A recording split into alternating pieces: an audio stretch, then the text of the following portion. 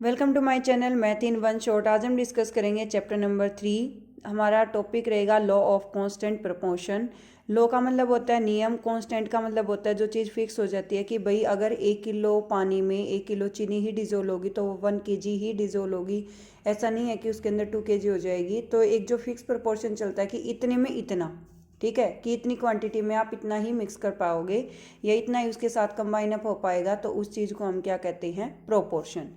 This law was started by Proust. In a chemical substance, the element are always present in definite proportion by mass. कि हर कोई element जो है वो एक definite proportion by mass he present होता है। अगर मैं वाटर के फॉर्मूला की बात करूँ तो वाटर का फॉर्मूला होता है H2O। क्या फॉर्मूला रहेगा वाटर का? H2O। 2 हाइड्रोजन और 1 ऑक्सीजन एक दूसरे के साथ कंबाइन होती है, तो यहाँ पर 3 हाइड्रोजन कंबाइन नहीं होंगी ऑक्सीजन के साथ, ठीक है। तो वाटर में H2O ही रहेगा। ये भी हमारा लॉ ऑफ डेफिनेट प्रोपोर्शन को फॉलो करता है।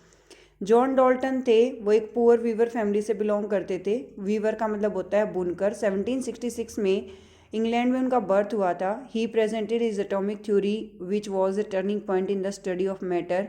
मैटर के केस में जो एक टर्निंग पॉइंट था, वो सारी चीज़ें वहाँ पर जॉन डॉल्टन ने जो है अपनी डिफाइन करी थी एटॉमिक थ्योरी में।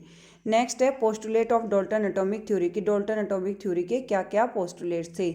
All matter is made up of very tiny particles called the atom. हर एक एटम जो है वो छोटे छोटे पार्टिकल से मिलकर बना हुआ होता है, हर एक मैटर, ठीक है। और उन छोटे छोटे पार्टिकल्स को हम क्या कहते हैं, एटम कहते हैं। Atoms are individual particle. देखो कोई भी चीज़ है, एक पॉइंट ऐसा आता है कि जहाँ पर वो ब्रेक डाउन होना बंद कर देती है, तो उसका मतलब एंडिंग पॉइंट, तो इसलिए हम कहते हैं atoms are individual particle. Atoms of a given element are identical in mass. Identical in mass का मतलब है कि उनका एक fix proportion by mass belong करता है। Atoms of different element have different mass and chemical properties. जैसे carbon के 2 एलोट्रोप हैं, डायमंड और ग्रेफाइट। तो ऐसे ही हर कोई एलिमेंट जो है वो एक fix definite proportion by mass he belong करता है। एटम्स से combine in the ratio of small wall number two form compound. Atoms जो हैं वो छोटे छोटे वॉल नंबर में एक दूसरे के साथ कंबाइन अप होते हैं।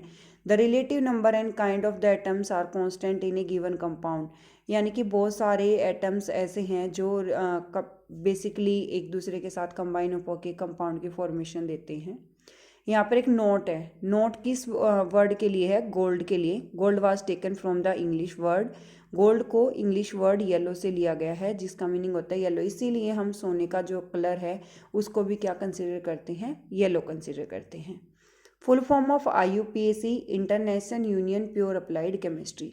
International union pure applied chemistry. Atomic mass क्या होता है? Atomic mass is the sum of total number of protons and neutrons present in the nucleus of an atom. किसी भी एटम के न्यूक्लियस में जितने नंबर ऑफ प्रोटॉन्स हैं उनको ऐड कर दो किसके साथ, नंबर ऑफ न्यूट्रॉन्स के साथ, तो आपको क्या मिल जाएगा? Atomic mass. I repeat it again. Atomic mass is the sum of number of protons and number of neutrons is called atomic mass.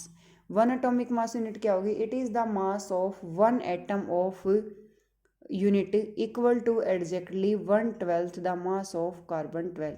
Carbon का टोटल मास 12 होता है। अगर हम उसका 1/12 पोर्शन फाइंड आउट कर दें तो हम उसको क्या कहेंगे? Atomic mass unit. अगर आप कार्बन की जगह नाइट्रोजन का एग्जांपल लेके चलोगे तो 14 यूनिट आएगा, क्योंकि नाइट्रोजन का मास 14 होता है। ऑक्सीजन का लोगे तो ऑक्सीजन का मास 16 होता है, तो वहाँ पर 16 लिखोगे। Molecule of element for example oxygen 3 form में एग्जिस्ट करता है। सिंपल O है तो ऑक्सीजन, O2 है तो ऑक्सीजन गैस, O3 है तो ozone. Thank you so much for watching. For more videos like share and subscribe.